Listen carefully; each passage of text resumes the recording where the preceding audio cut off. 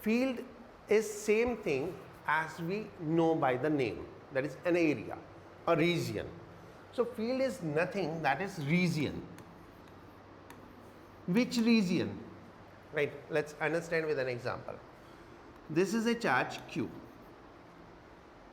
If I bring any other charge, say Q naught,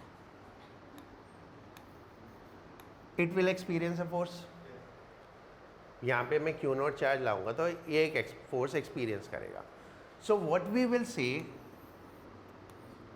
Q naught is in field of Q, right? Q naught is in a field of Q, right?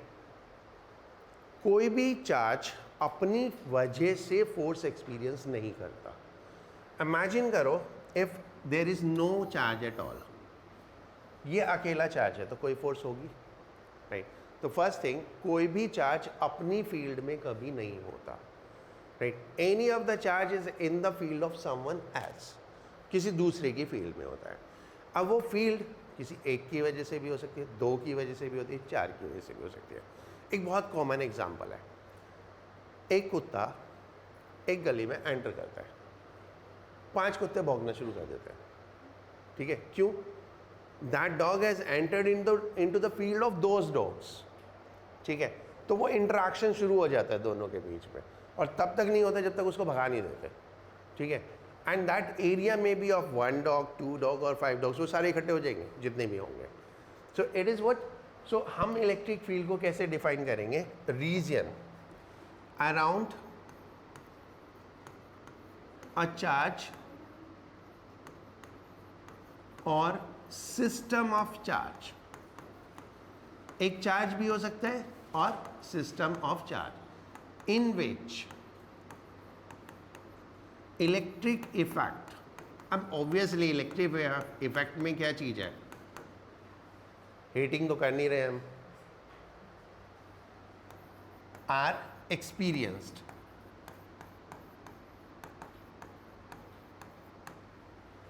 Electric field is what? A region around a charge और system of charge. System of charge में कुछ भी हो सकता है. देखो अभी हमने फर्स्ट चैप्टर में we were talking about a point charge. हमने जितना भी काम किया एक पॉइंट चार्ज के लिए किया, बट एक्चुअल में चार्ज सिर्फ पॉइंट के फॉर्म में तो होता नहीं है. That can be a body, a cube, a sphere, a ring, can be. तो that is called what? A system of charge. उसको हम सिस्टम ऑफ चार्ज बोलते हैं, right? Now another thing, if this is a charge Q and I place a charge Q1 here and a charge Q2 here, which will experience more force? Q1. क्यों? Because it is closer to that. तो हम क्या बोलेंगे? Field is more intense. यही बोलेंगे, या बोलेंगे field की स्ट्रेंथ ज़्यादा है यहाँ पे, या फील्ड यहाँ पे स्ट्रॉन्ग है, राइट? और लेस इंटेंस, यहाँ पे इंटेंसिटी कम है.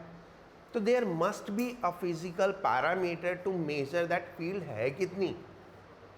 There must be a physical parameter to identify के फील्ड कितनी है, राइट? तो उसको हम बोलेंगे strength of electric field, right? तो स्ट्रेंथ ऑफ इलेक्ट्रिक फील्ड हम मेजर करते हैं, that is by electric field intensity. That is what we say, electric field intensity. Okay, change करो. So electric field intensity,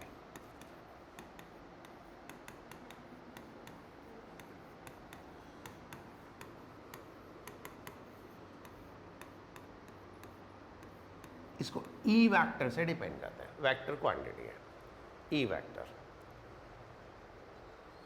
right? And इसका physical significance क्या है? Force on a unit charge, right? मान लो यहाँ पर ये फील्ड है because of some charge, and यहाँ पे मैं एक चार्ज रखता हूँ, unit charge 1 coulomb, and it experience a 40 newton force. So the field strength is 40. So that is a unitary force, unitary method से फोर्स निकालना है कि फोर्स कितना है। तो electric field intensity at A point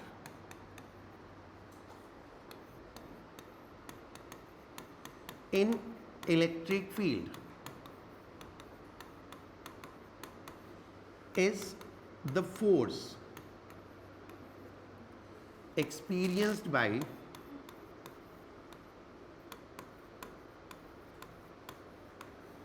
unit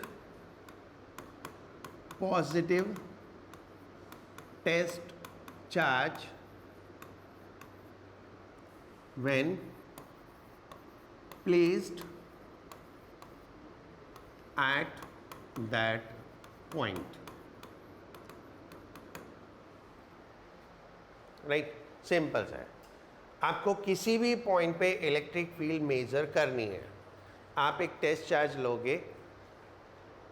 test charge positive क्यों है वो मैं अभी बताता हूँ। अभी एक टेस्ट चार्ज लोगे, उस टेस्ट चार्ज को वहाँ पे रखोगे, चेक करोगे उसके ऊपर कितनी फोर्स लग रही है, right, and that force will be equal to electric field intensity, right.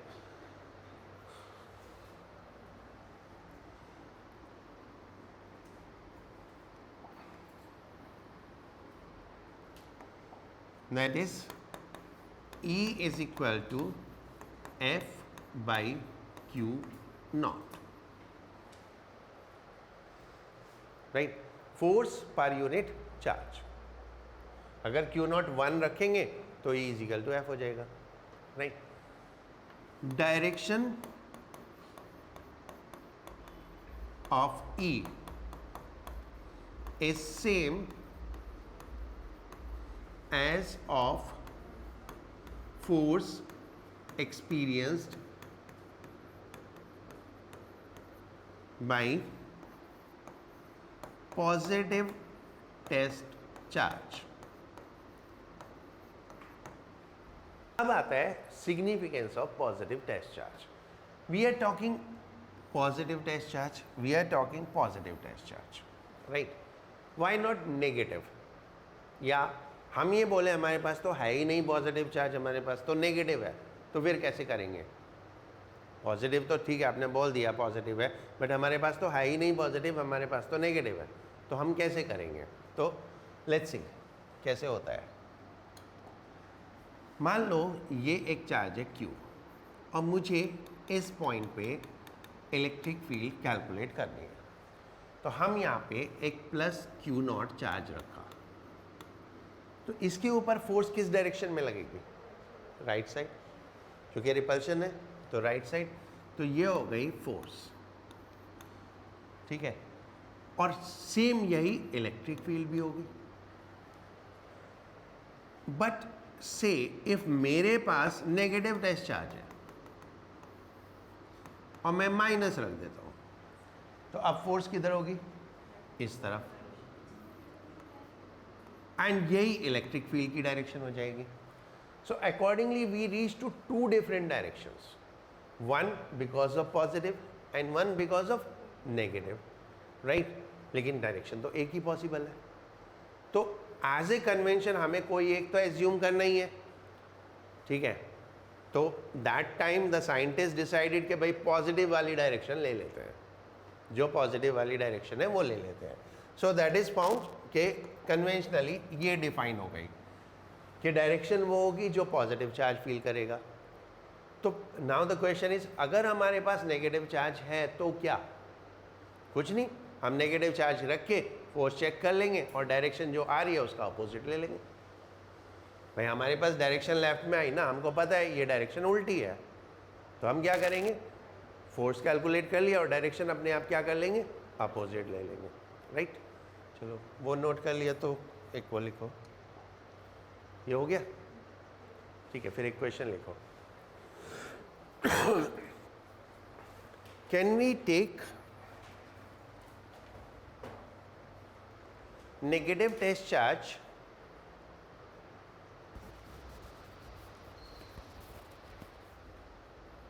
in place of positive test charge?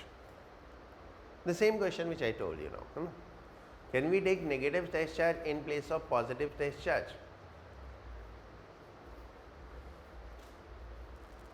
ठीक है, सॉल्यूशन भी लिख लो, थोड़ा सा आइडिया भी हो जाएगा कैसे लिखते हैं हम.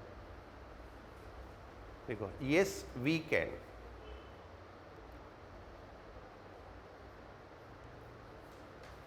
but in the final result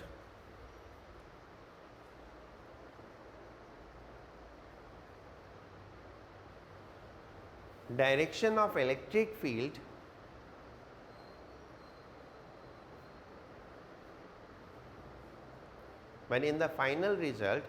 direction of electric field must be taken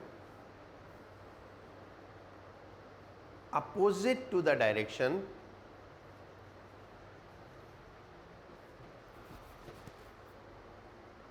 found experimentally.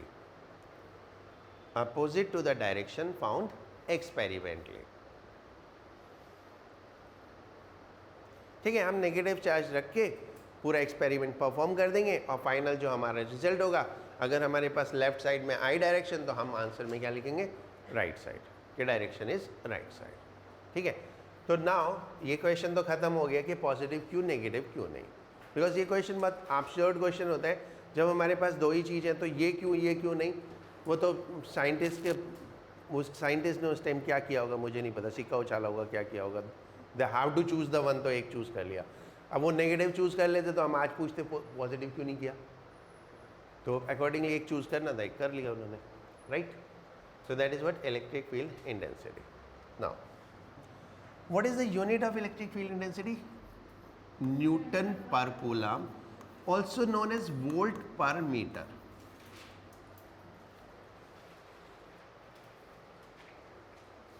Newton per coulomb and also known as volt per meter.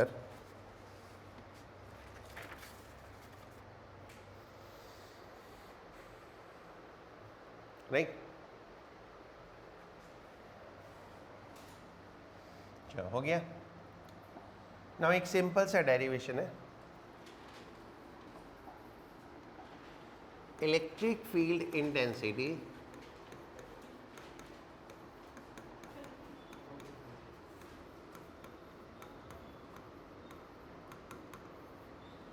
Due two point charge.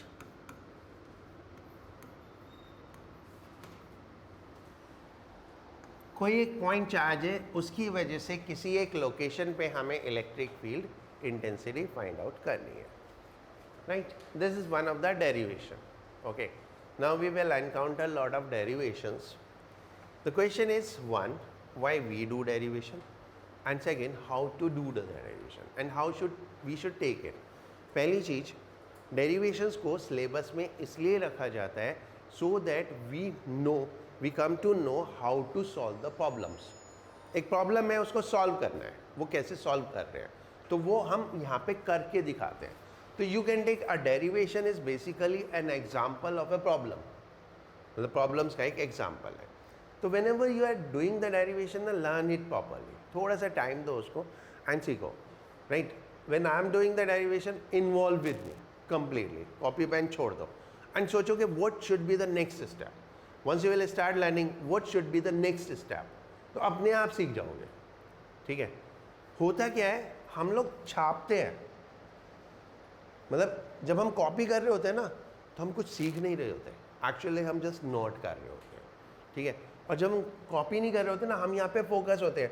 तो कुछ भी कर लो आप, कुछ भी, हमारा दिमाग ना हमेशा फ्यूचरिस्टिक होता है, ऑलवेज. हम कुछ भी, अगर आप गेम भी देख रहे हो ना, वो बॉल फेंकेगा ना तो दिमाग में ये होगा, छक्का लगेगा, क्या होगा. राइट, हम प्रेजेंट में होते ही नहीं है यूजुअली, हम फ्यूचरिस्टिक होते हैं. तो जब आप यहाँ फोकस कर रहे होगे ना डेरिवेशन पे, तो आप एकदम सोच रहे होंगे व्हाट इज़ नेक्स्ट, बस वही तो चाहिए. ठीक है, तो यहाँ पे क्या है, electric field intensity due to है पॉइंट चार्ज. ये तो छोटा सा डेरिवेशन है, इसकी बात नहीं करना मैं, ये तो वैसे ही हो जाएगा, बाकी आगे आएंगे बड़े बड़े. तो ये हमारा कोई पॉइंट चार्ज है. राइट, थोड़ा सा लिखना सीख लो. Let Q be point charge. अब हमें एक लोकेशन चाहिए जहाँ पे निकालना है. तो वो लोकेशन में एज्यूम कर लो, let P is point of consideration, P है point of consideration at distance R from Q, Q से R डिस्टेंस पे। अब go back, what is electric field intensity? How we define electric field intensity? Force experienced by a charge। तो पहले वहां पे एक charge place करो, right? Let a charge plus Q naught is placed at P। तो यहां पे हम एक प्लस Q naught प्लेस कर दिया, right? What definition says force on this charge? So what we need to calculate? Force on this charge, right? Force on Q naught F कितना? ये distance तो आ रहे K Q naught upon R square, right? अब by definition electric field क्या है? F by Q not. तो मैं ये क्यू नॉट इधर लेके आऊंगा तो क्या बन जाएगा? ये क्यू नॉट इधर आ जाएगा तो क्या बचा? K Q upon are square. So E is equal to K Q upon are square. That is simple way to reach on a conclusion, right? Now force on a charge in electric field। हमने electric field के बारे में बात ही करना कहाँ से शुरू किया था कि एक चार्ज को फील्ड में प्लेस करें तो वो कितनी फोर्स एक्सपीरियंस करेगा। So now we are on that कि अगर हमने एक चार्ज को इलेक्ट्रिक फील्ड में प्लेस किया तो how much force it will experience. Force experienced by a charge Q in field of intensity E, F is equal to QE। क्योंकि by definition आप देखोगे तो E इज इक्वल टू क्या है? F by Q. तो F is equal to क्या होगा? Q into E, right? तो F is equal to Q E. अब आती है बात डायरेक्शन की। मान लो ये हमारा इलेक्ट्रिक फील्ड की डायरेक्शन है, राइट? तो अगर मैं यहाँ पे एक पॉजिटिव चार्ज रखता हूँ तो हमने देखा था इलेक्ट्रिक फील्ड की डायरेक्शन वही होती है जो पॉजिटिव चार्ज पे फोर्स की डायरेक्शन होती है। तो पॉजिटिव चार्ज पे फोर्स की डायरेक्शन ये हो जाएगी, दैट इज क्यू ई। और नेगेटिव चार्ज पे क्या होगा? अपोजिट हो जाती है, that is Q E, right? So direction of force is what? Direction of force on positive charge is same as of E and opposite to E for negative charge and opposite to E for negative charge, right? तो अभी तक हमने क्या पढ़ा? One, electric field क्या है, electric field की strength क्या है, और एक चार्ज को इलेक्ट्रिक फील्ड में प्लेस किया तो उसके साथ क्या होता है, राइट? हो गया? हो गया ना?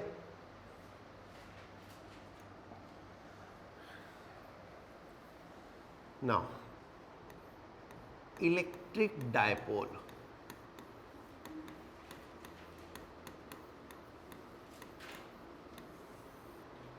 Electric dipole. डायपोल नाम से क्लियर है, दैट इज टू पोल्स. अब टू पोल्स हमने आज तक पढ़े हैं मैग्नेट में. कौन कौन से? North and south. तो अगर हम बात करें तो मैग्नेट एक डायपोल होता है नॉर्थ एंड साउथ, राइट. तो यहाँ पे इलेक्ट्रिक डायपोल में हमारे पास इक्विवेलेंट दो चीज़ें क्या हैं? एक पॉजिटिव चार्ज और एक नेगेटिव चार्ज. तो एक नॉर्थ की जगह पॉजिटिव और साउथ की जगह negative. That is one thing. Second thing, जब हम एक बार मैग्नेट लेते हैं और हमने एक आयरन पीस रखा, तो ये आयरन पीस इसकी तरफ अट्रैक्ट होगा. If I reverse the pole keeping the location same, तो अट्रैक्शन पे कोई इफेक्ट पड़ता है? नहीं. यानी दोनों पोल इक्वली अट्रैक्ट करते हैं. तो what we can say, strength of both pole is also equal. तो यहाँ इलेक्ट्रिसिटी में भी हमारे पास दोनों की स्ट्रेंथ इक्वल होनी चाहिए. स्ट्रेंथ के नाम पे हमारे पास यहाँ पे क्या चीज़ है? चार्ज. तो दैट इज एक चार्ज Q और एक चार्ज Q. तो दिस बिकम इलेक्ट्रिक डायपोल. अब आप इसको बड़े आराम से डिफाइन कर सकते हो. क्या? an assembly of two equal and opposite charge, right? So electric dipole is an assembly of two equal and opposite charge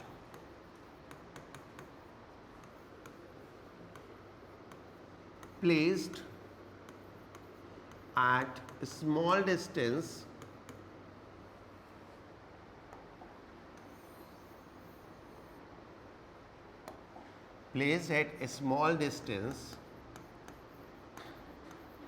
from each other.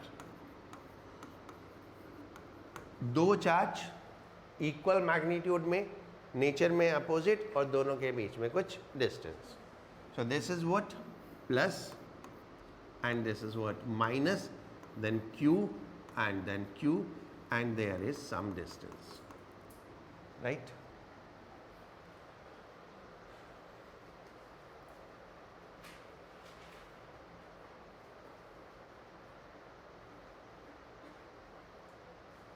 Right? अब मैग्नेट में वापस चले. कोई मैग्नेट स्ट्रॉन्ग होती है, कोई वीक होती है. तो it means there is further a parameter to measure the strength of magnet. तो मैग्नेट क्या है? डायपोल है. तो डायपोल को मेजर करने का, यानी डायपोल की स्ट्रेंथ को मेजर करने का कोई पैरामीटर होना चाहिए. तो ऐसे ही इलेक्ट्रिक डायपोल की स्ट्रेंथ को भी मेजर करने का कोई पैरामीटर होना चाहिए. So that parameter is nothing, that is called electric dipole moment.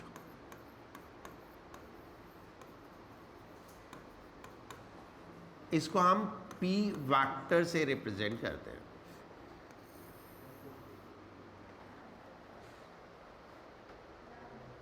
ठीक है, P वेक्टर से. सो इलेक्ट्रिक डायपोल मोमेंट है क्या? Measure of strength of dipole, right. अब हम जनरली डायपोल में डिस्टेंस को 2a लेते हैं. ये 2a क्यों लेते हैं, ये भी अभी थोड़ी देर में पता चल जाएगा.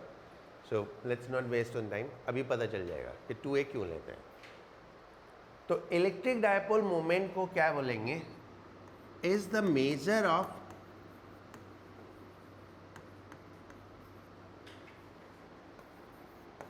strength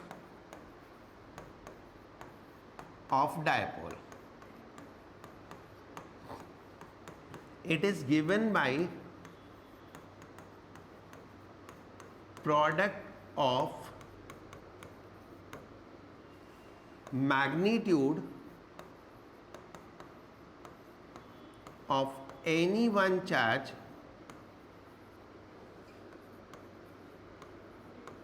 and distance between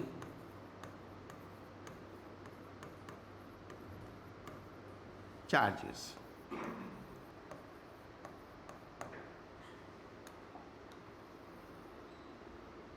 तो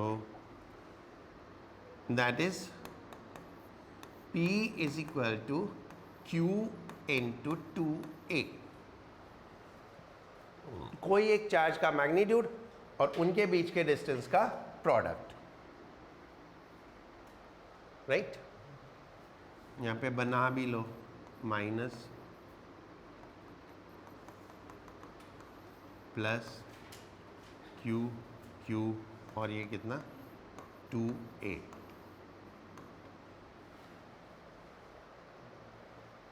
right? Now the question is direction, right?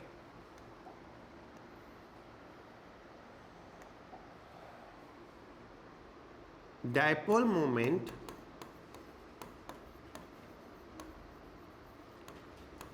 is a vector quantity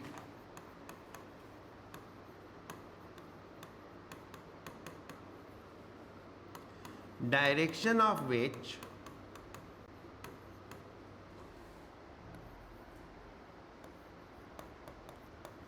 is along line joining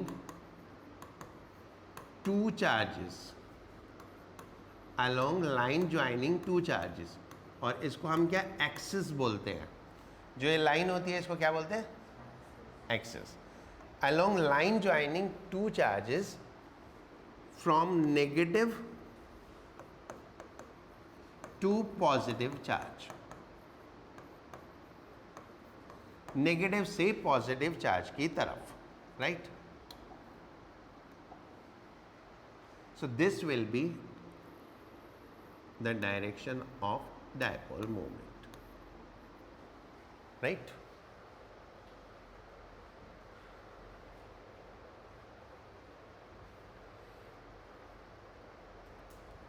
ठीक है, ये हो गया। अब समझते हैं। Now the one thing is, हम डायपोल स्टडी कर क्यों रहे हैं?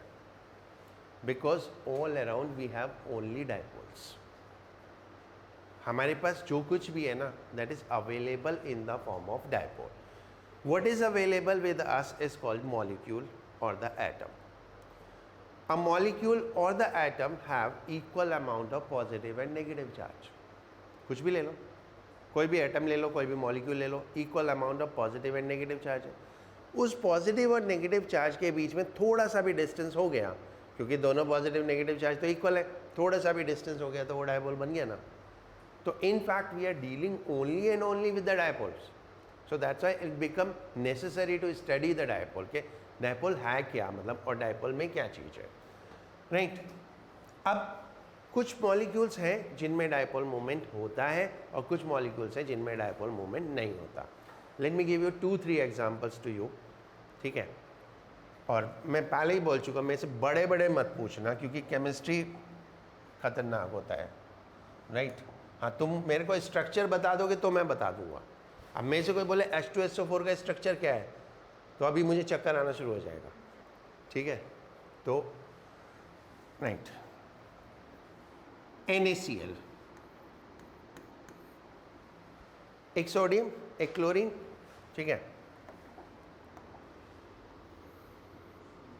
Na positive charge, Cl negative charge. कुछ तो डिस्टेंस होगा इनके बीच में, कुछ भी डिस्टेंस होगा इनके बीच में, तो ये डायपोल बन गया। इसके इक्विवेलेंट सारे ले लो, HCl, ठीक है, KCl, ऐसे कुछ भी ले लो, every one is a dipole.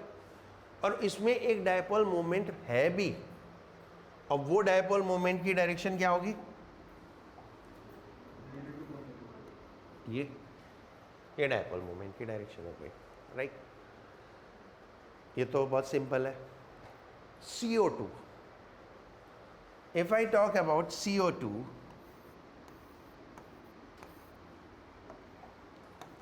तो वी हैव वन C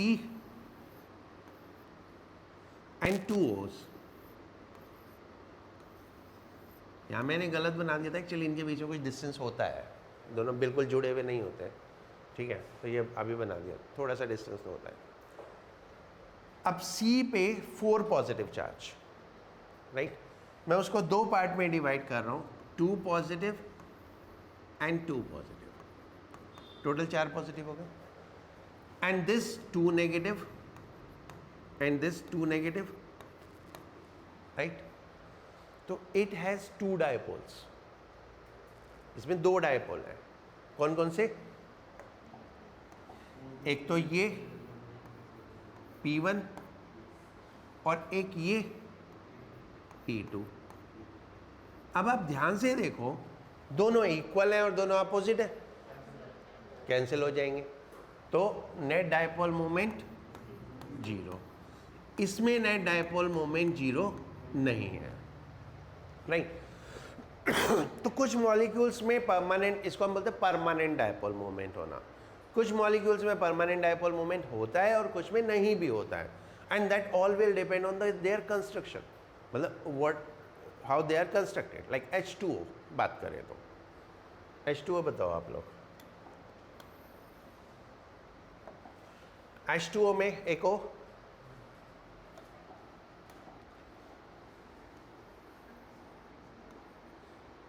एक H, एक और H, ऐसे ही होता है ना।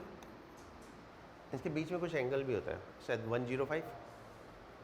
105 या 135 समथिंग ऐसा कुछ होता है, राइट। तो नाउ O पे 2 नेगेटिव, एक नेगेटिव, एक नेगेटिव, एक पॉजिटिव, एक पॉजिटिव, राइट। तो एक डायपोल मोमेंट तो ये हो गया, और एक डायपोल मोमेंट ये हो गया, बट ये दोनों अपोजिट नहीं है। इक्वल तो होंगे बट अपोजिट नहीं है, तो नेट डायपोल मोमेंट 0 नहीं होगा।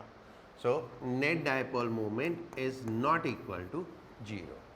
तो this way you can find out कि किसी का dipole moment, atomic dipole moment या मॉलिक्यूलर डायपोल मोमेंट 0 है या नहीं है, राइट। ठीक है, आई होप सो समझ में आ गया होगा। बाकी आप लोग अपने आप हिसाब लगा सकते हो, ठीक है। मल्टीपल डायपोल्स होंगे, उसमें उनको वेक्टर सम करना है, या तो 0 हो जाएगा या नहीं होगा। एक डेरिवेशन करेंगे and you will help me out to find out the derivation, right. बिल्कुल शुरुआत से सोचना है कैसे कैसे कैसे कैसे करना है और लास्ट तक करते ही जाना है, and you will find it so easy ना, एवरीथिंग। लाइक यहाँ से शुरू करो, आगे कॉम्प्लिकेटेड होते जाएंगे ना तो भी तुम कर पाओगे। और ये सबसे बड़ी प्रॉब्लम होती है, at the end of the day बोलते हैं सर थ्योरी तो हो जाती है, डेरिवेशन नहीं होते, न्यूमेरिकल नहीं होते, तो फिर होता क्या है? प्रैक्टिकली सोचो तो होता क्या है, ठीक है। थ्योरी तो फिर तुमने हिस्ट्री पढ़ ली और क्या। So that's electric field due to dipole.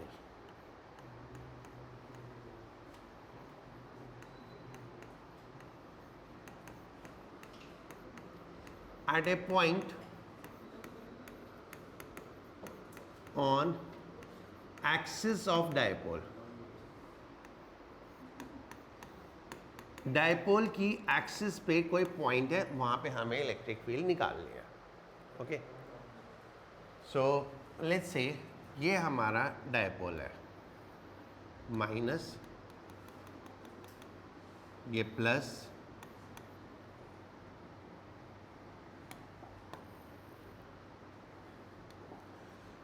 And ये एक्सटेंडेड भी एक्सिस होती है पूरा, है ना। तो यहाँ पे P पॉइंट पे हमें निकालनी है, okay. And we take the distance between them as 2a। ये चार्ज हो गया Q, ये चार्ज हो गया Q, ये A और ये B। एंड हमको जो डिस्टेंस दिया हुआ है दैट इज फ्रॉम सेंटर, कितना? R, right. ये हमारे पास सिचुएशन है, दो एक डायपोल है, उसकी वजह से इलेक्ट्रिक फील्ड निकालनी है। अब सोचो, एक डायपोल नहीं है हमारे पास, हमारे पास दो चार्ज है। पहले एक चार्ज की वजह से निकालनी है, दूसरे चार्ज की वजह से निकालनी है, दोनों को जोड़ना है बस, ठीक है। एक चार्ज की वजह से निकालनी है, दूसरी की वजह से निकालनी है, और दोनों को ऐड करना है, right. So let's start. let field due to positive charge is E1. अब सोचो पहली चीज E1 की डायरेक्शन क्या होगी और E1 की वैल्यू क्या होगी। बोलो E1 की डायरेक्शन क्या होगी। और डायरेक्शन हम कैसे देखते हैं, वहां पे एक पॉजिटिव चार्ज रख के देख लो। लाइक जब हम इससे देख रहे हैं तो इसको छोड़ दो, यहाँ पे एक पॉजिटिव चार्ज रखो, उस पर फोर्स किधर लगेगी, राइट साइड, तो that will be the direction of E1। और वैसे याद कर लो, पॉजिटिव चार्ज से अवे, नेगेटिव चार्ज की तरफ। पॉजिटिव चार्ज है तो उससे दूर की तरफ को, और नेगेटिव चार्ज है तो उसकी तरफ को। तो पॉजिटिव चार्ज से दूर की तरफ को कौन सी डायरेक्शन हो गई, ये। एंड वैल्यू कितनी होगी, हमने निकाला था ना पॉइंट चार्ज। पॉइंट चार्ज ही तो है ये।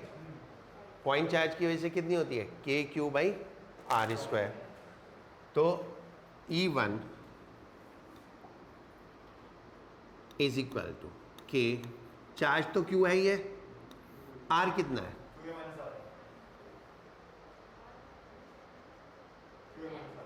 देख एक सिंपल रूल बताता हूं, any answer given with the speed of light is probably 99% wrong, right? कितना होगा, अरे हमको यहाँ से यहाँ तक का डिस्टेंस चाहिए ना, यहाँ से यहाँ तक का। हाँ वही तो मैंने बोला ना, whenever you are replying with the speed of light तो probability of getting wrong is 99%, ठीक है। 1% कब, when you are genius enough to be in those 1%, ठीक है। हाँ तो कितना, R माइनस ए स्क्वायर। अब तुम एक बार अपने दिमाग को सोचो, are not your mind is thinking right now कि पॉजिटिव के साथ क्या होगा before completing the negative one. तुम्हारे दिमाग में एकदम नहीं आया कि पॉजिटिव के साथ क्या होगा। सो that is what is our futuristic approach, ठीक है। सॉरी, नेगेटिव के साथ क्या, हाँ मतलब पॉजिटिव तो हम कर ही रहे हैं कि नेगेटिव के साथ क्या होगा। चलो, let field due to negative charge is E2। तो E2 कितना हुआ, पहले तो डायरेक्शन बताओ, डायरेक्शन लेफ्ट और राइट, लेफ्ट, एग्रीड। तो ये E2 और डिस्टेंस कितना हो गया, इससे देखना है। हाँ आपकी बार सही हो गया, R प्लस ए, ठीक है। तो E2 इज इक्वल टू कितना, R plus A square, right.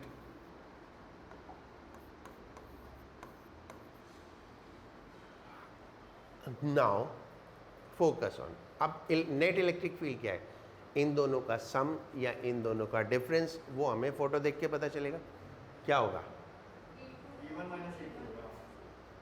या तो E1 माइनस E2 या E2 माइनस E1।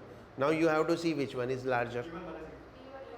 E1 बड़ा है, E2 छोटा है, तो net field is E1 minus E2, right.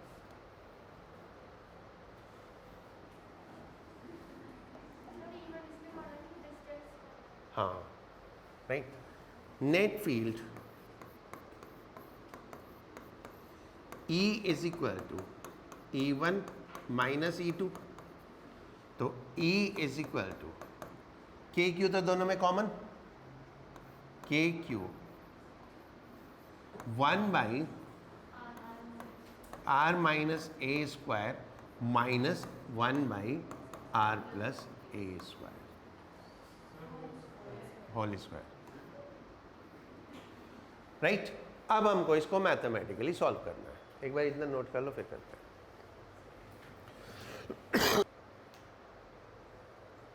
Okay करूं,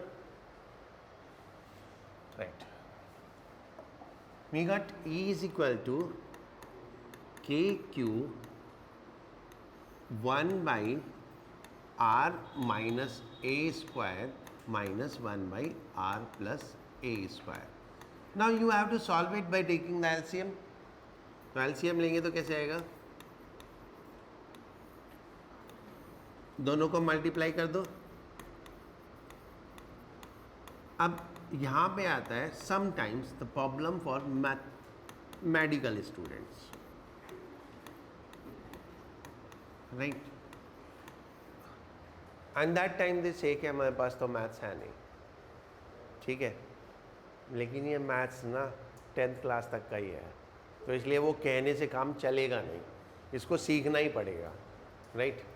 इसको सीखना ही पड़ेगा, ये कह के काम नहीं चलेगा कि हमारे पास मैथ्स नहीं है, ठीक है, क्योंकि ये 10th तक का था तब नहीं किया तो अब करो, नहीं? तो एलसीएम लेने के लिए क्या, इन दोनों को मल्टीप्लाई किया, ये इधर, अब इसको एक्सपैंड कर दो. देखो a minus B into A plus B is a minus B into A plus B, A square minus B square, तो आर स्क्वायर माइनस ए स्क्वायर और होल स्क्वायर तो है ही है.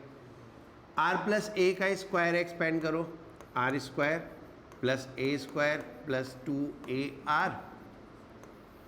आर माइनस ए का स्क्वायर एक्सपेंड करो तो R square plus A square minus 2ar. अब इसमें से R square a square cancel हो जाएगा, तो ये प्लस 2ar और माइनस माइनस 2ar, तो कितना बच गया 4ar.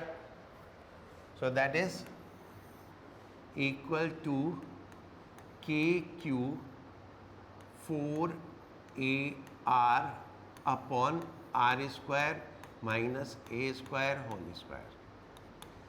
अब देखो हमारे पास एक क्वांटिटी है डायपोल मोमेंट. डायपोल मोमेंट कितना होता है, q इंटू 2a. तो मैं इसमें से q इंटू 2a अगर ले लूँ तो k q 2a, तो फिर 2 बच गया और एक r बच गया, right?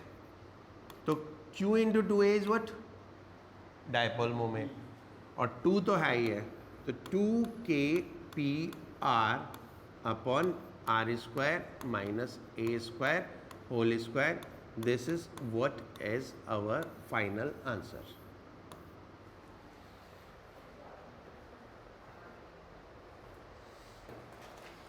Now we have a specific condition that is for short dipole. Why we say short dipole? क्योंकि डायपोल्स होते ही शॉर्ट है. NaCl के बीच में कितना डिस्टेंस एक्सपेक्ट कर सकते हो आप, 1 एंगस्ट्रॉम, 10 टू द पावर -10 में, नैनोमीटर में, यही हो सकता है. तो डायपोल्स यूजुअली होते ही शॉर्ट है, तो इसलिए हम एक स्पेसिफिक केस लेते हैं शॉर्ट डायपोल. शॉर्ट डायपोल तो ऑब्वियसली ये बहुत छोटा होगा, तो we write a square is very very less than r square. So neglecting a square, a square को नेग्लेक्ट कर दिया तो हमारे पास नीचे r की पावर 4 हो गई. ए स्क्वायर हटा दो तो r की पावर 4 हो गई, ऊपर एक r, तो नीचे कितना बचा, r क्यूब.